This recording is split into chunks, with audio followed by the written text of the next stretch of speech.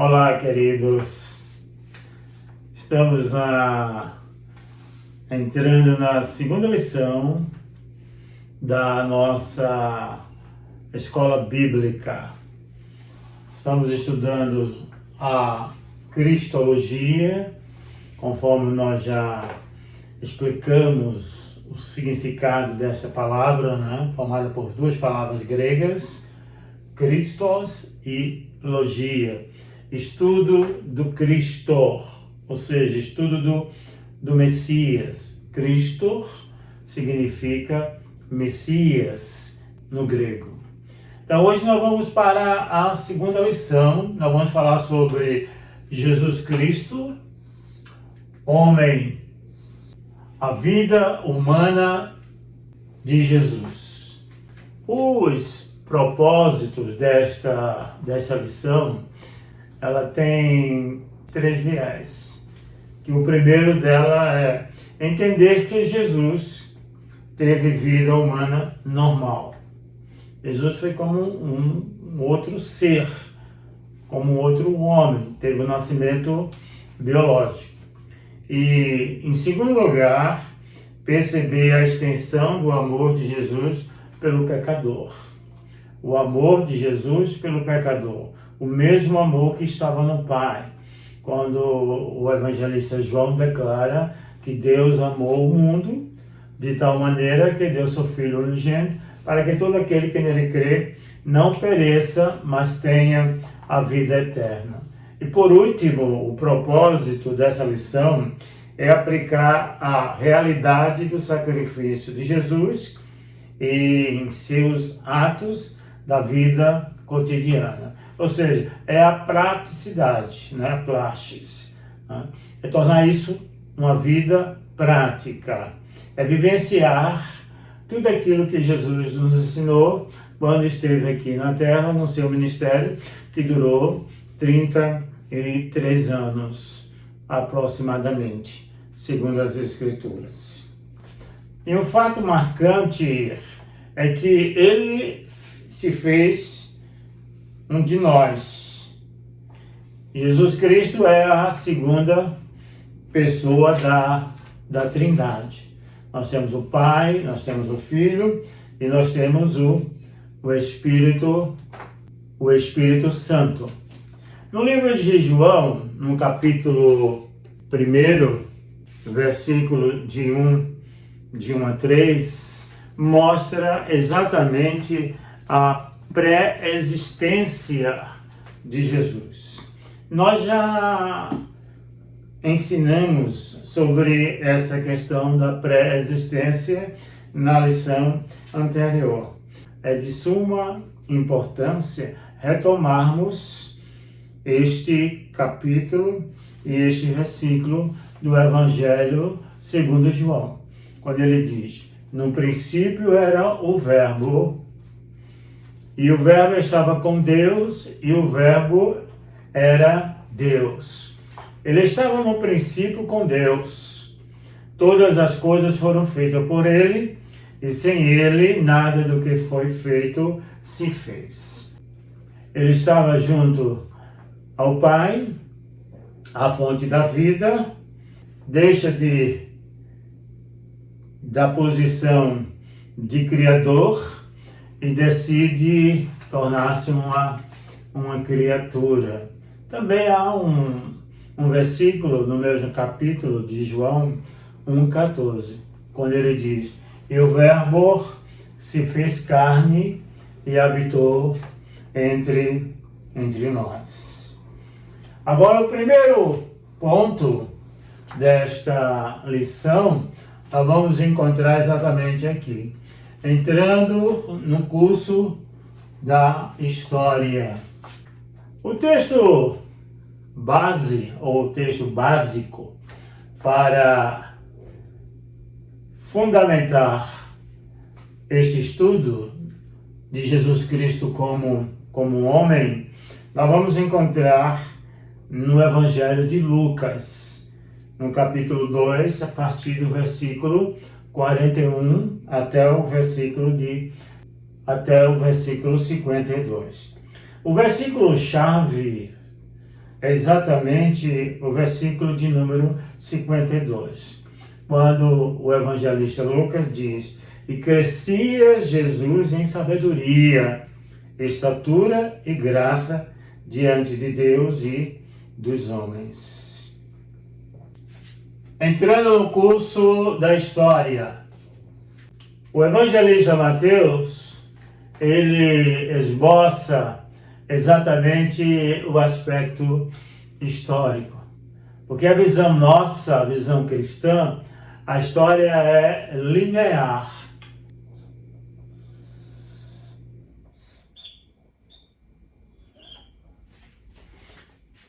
Ela teve o início, está tendo o seu desenvolvimento e terá um fim. Estamos caminhando para o fim. E é como a Bíblia, ela é dividida em Gênesis até o livro de Apocalipse. Então, o autor do livro de Mateus, ele vai iniciar, ele vai colocar Jesus dentro desse contexto histórico. Capítulo 1, versículo 1, quando ele fala da genealogia de Jesus, ou seja, da história de Jesus, a descendência de Jesus. É uma palavra usada em Gênesis muitas vezes. Nós temos lá em Gênesis 10 genealogia. Genealogia no grego significa, a palavra é toledot, a origem, assim começou. E Mateus fala exatamente isso. Quando ele diz que Jesus Cristo, ele é filho de Abraão e filho de Davi. Ele coloca Jesus dentro da história, no curso da história. O apóstolo Paulo começa a narrar que o plano redentor, ou os eventos redentivos do Antigo Testamento, culminando na vinda de Jesus e vindo à plenitude dos tempos. Paulo vai dizer isso em Gálatas, no capítulo 4, versículo 4. Então, começa a partir de Abraão. Então, Jesus, filho de Abraão e filho de Davi. Ou seja, Jesus é herdeiro legítimo da dinastia davídica. A história, a relação. Jesus foi concebido em Nazaré, mas ele nasceu em Belém. Então, sua família era da descendência de Davi.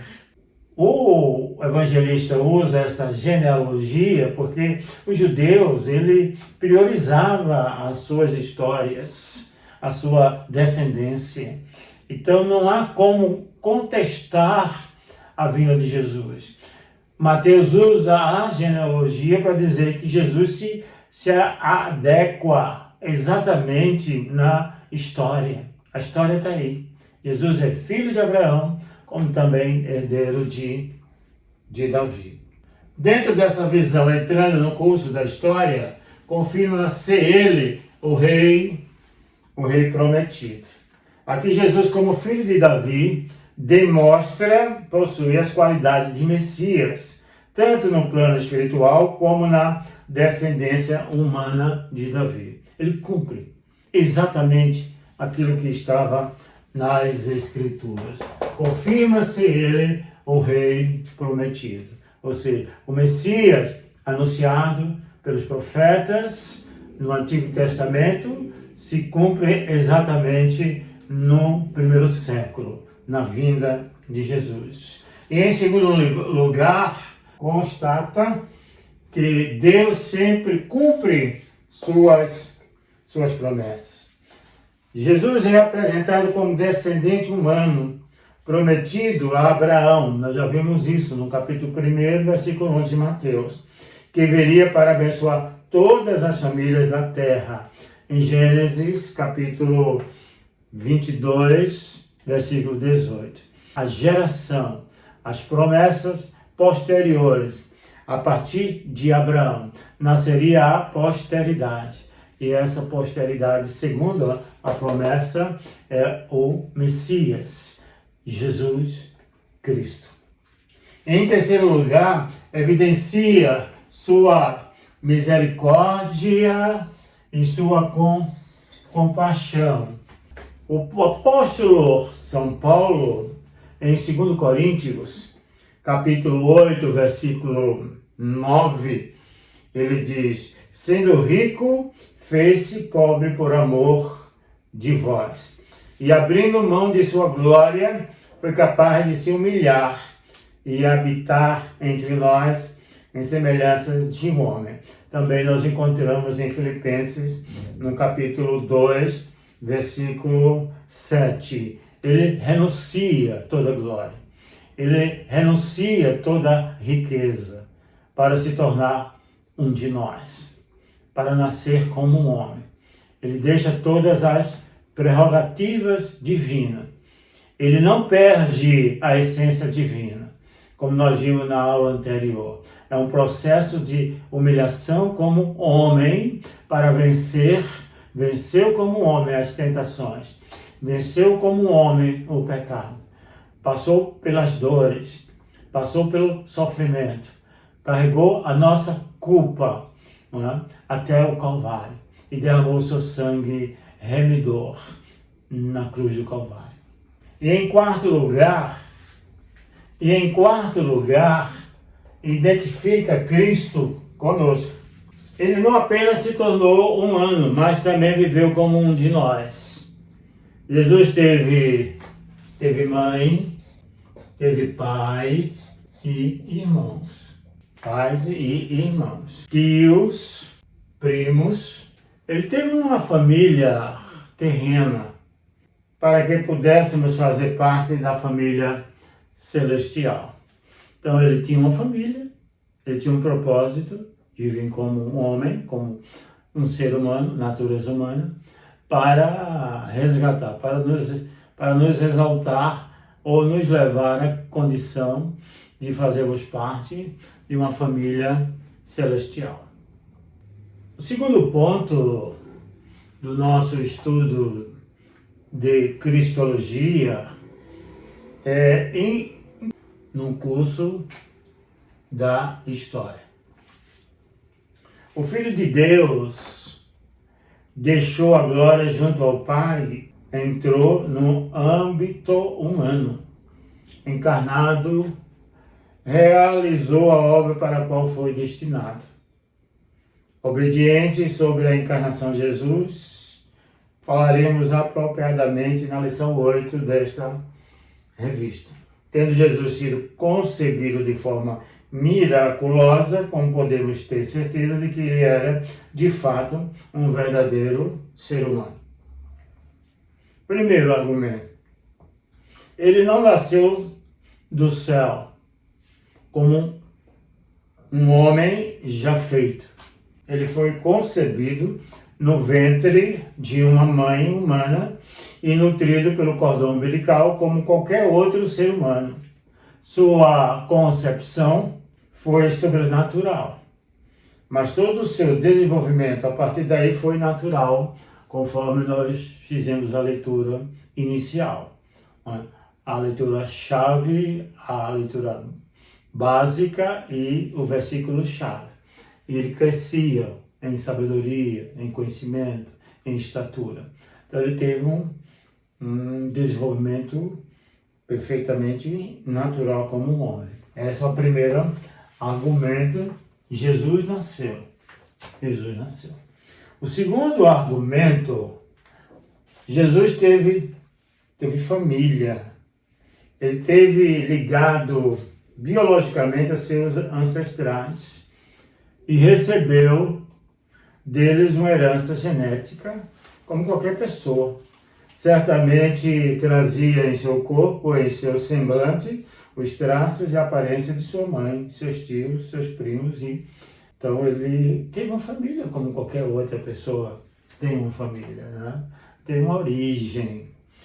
Em terceiro lugar, o terceiro argumento é Jesus se desenvolveu. Nós já falamos muito sobre isso.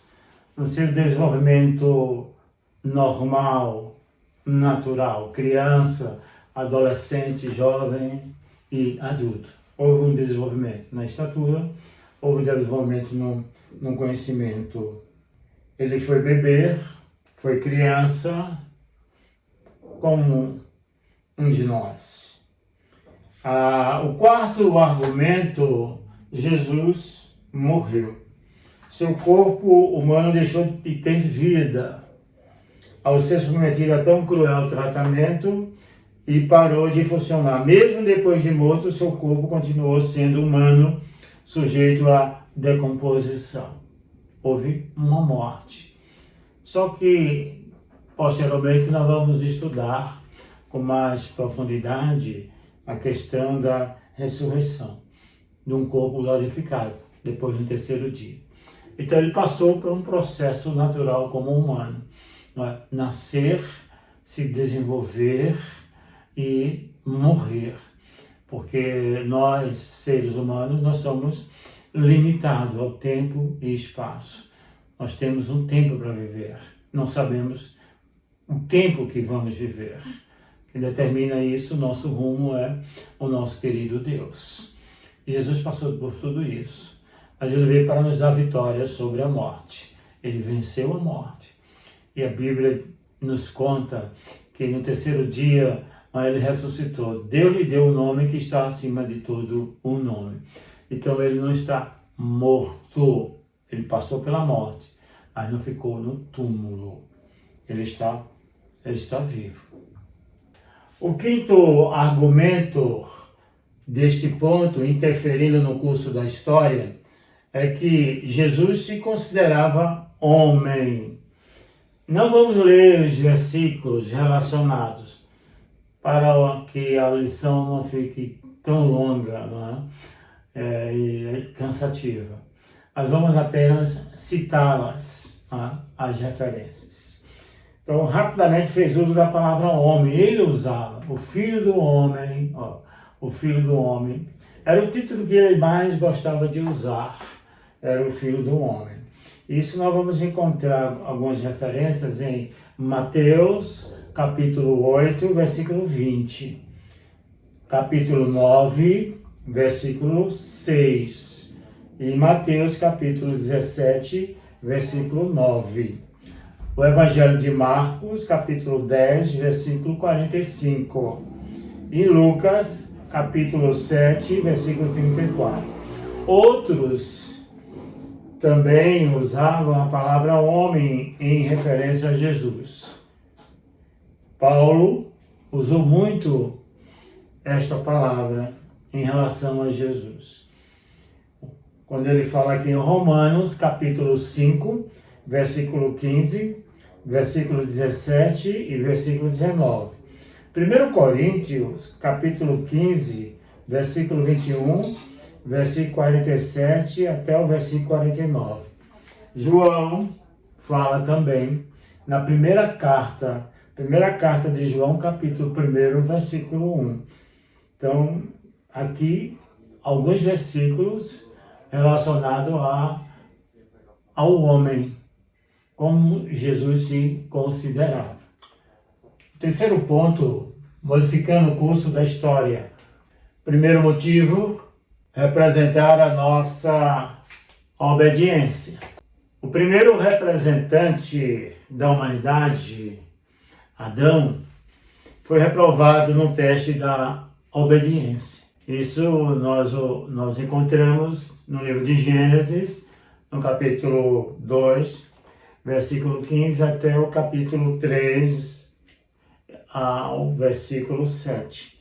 Mas o segundo representante, Jesus Cristo, homem, primeiro Adão, e Jesus é chamado como segundo Adão.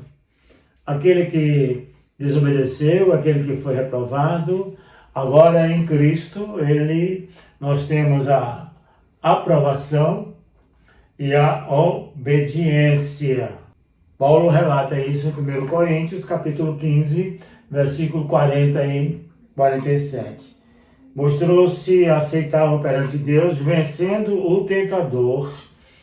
Em Lucas, no capítulo 4, do versículo 1 até o versículo 13, a narrativa é da tentação de Jesus. Ele é conduzido até o deserto E ali ele foi tentado, assim como Adão foi tentado e foi reprovado, Jesus foi tentado e aprovado.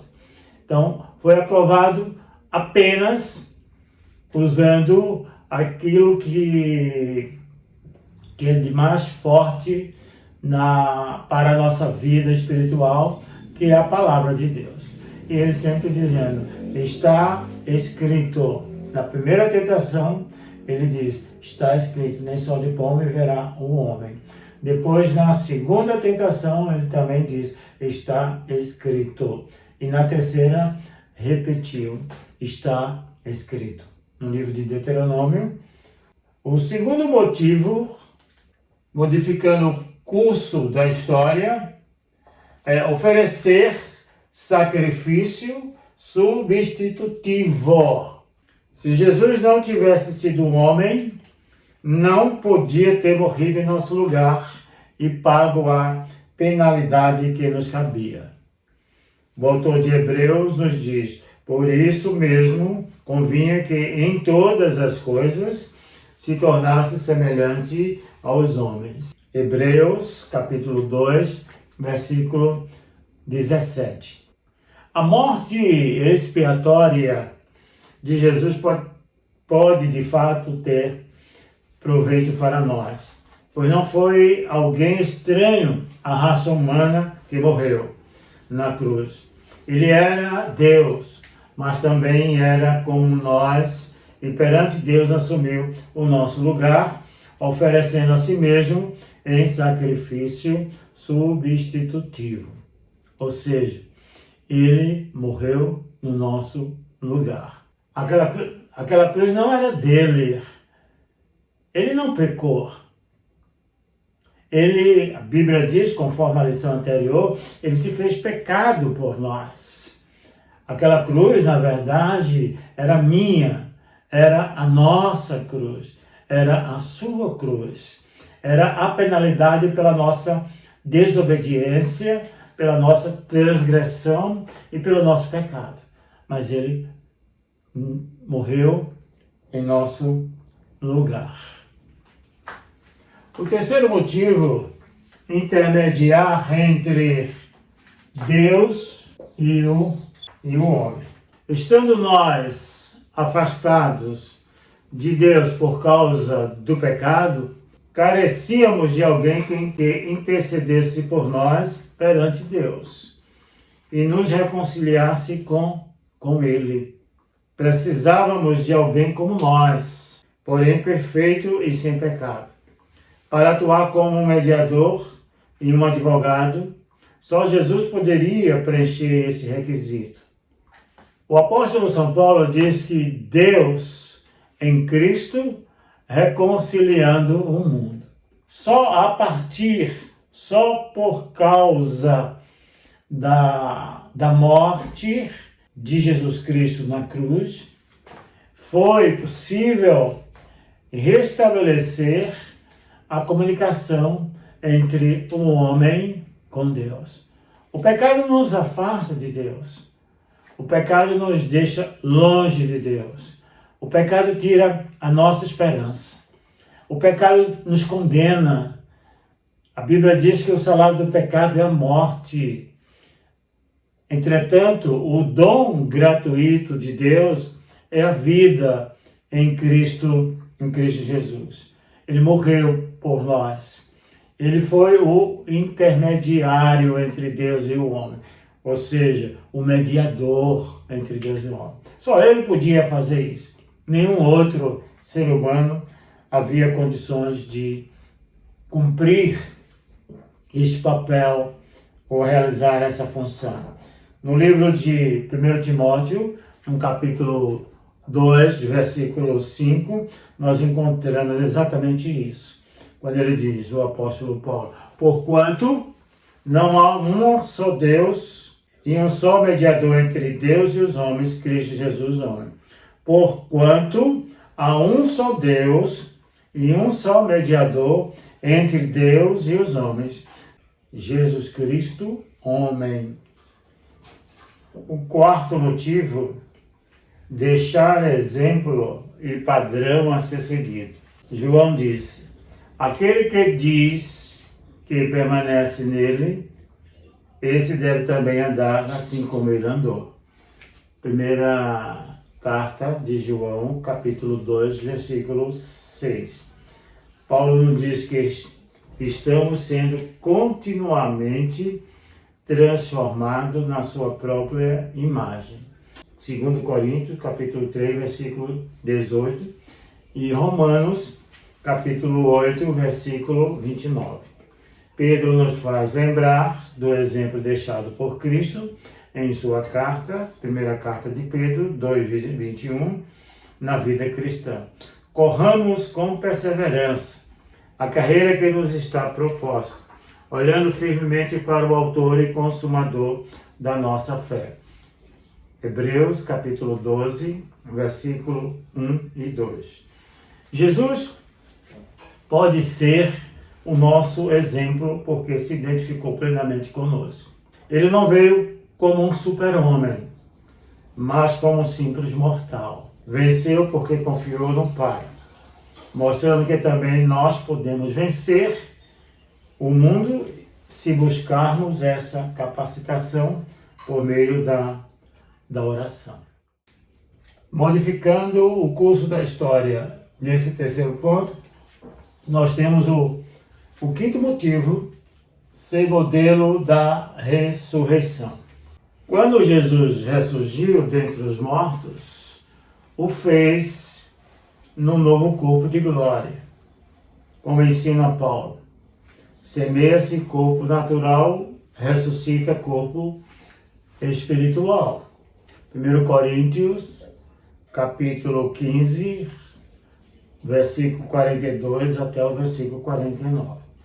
Jesus tinha que ressuscitar como um homem para ser o primogênito de entre os mortos. Encontramos Paulo defendendo essa ideia no livro de Colossenses, capítulo 1, versículo 18. O padrão do corpo que teremos mais tarde. Jesus foi as primícias, o primogênito. Como um homem, ele passou por todos os processos de nascimento biológico, crescimento, estatura, sabedoria. Foi tentado, passou pelo sofrimento, carregou aquela cruz que não era dele e também enfrentou a morte, mas venceu a morte, conforme as Escrituras, no terceiro dia. Recebeu um corpo glorificado. E esta é a promessa da ressurreição. E no futuro, na segunda vinda de Jesus, nós receberemos um corpo glorificado, assim como Jesus o recebeu.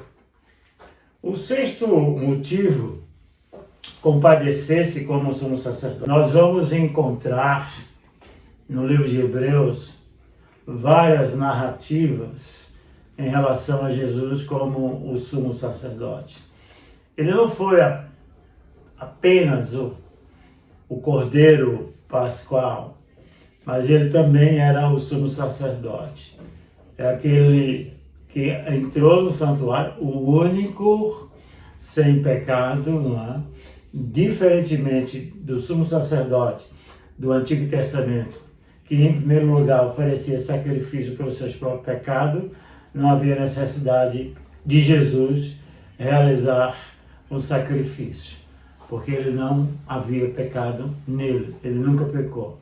Então a essência de Jesus, ela é divina, ele é justo, bom e santo, conforme as Escrituras nos ensinam. Então ele é o perfeito sumo sacerdote, é aquele que tem todas as condições de nos levar ao trono na presença do Senhor. Hebreus, no capítulo 2, versículo 18, a mesma referência nós vamos encontrar em Hebreus, no capítulo 4, a partir do versículo 15 e 16. Se Jesus não tivesse existido na condição de homem, não teria conhecido por a experiência o que sofremos em nossas tentações e luta nesta vida. Aqui nós temos a lição, né? A segunda lição da Cristologia. Jesus Cristo, homem, a vida humana de Jesus. De onde se conclui, não há como medir tão extraordinário ato de amor que levou nosso Senhor a abdicar da eterna glória e poder para se tornar um mortal, vivenciando as limitações de um ser menor que ele mesmo criou. E se nos maravilhamos com seu amor, surpreende-nos ainda o fato de que, para nos salvar, Jesus não apenas se tornou temporariamente homem, mas uniu para sempre sua natureza divina com a natureza humana. Agora e para sempre, ele vive, não só como Filho eterno de Deus, a segunda pessoa da Trindade, mas também como Jesus, o homem que nasceu de Maria, o Cristo, o Messias e o Salvador do seu povo. Jesus permanecerá para sempre, plenamente Deus e plenamente homem, e ainda uma só pessoa, e nós, seres regenerados, novas criaturas, os que crermos, viveremos para sempre com Ele, o Deus que se fez homem.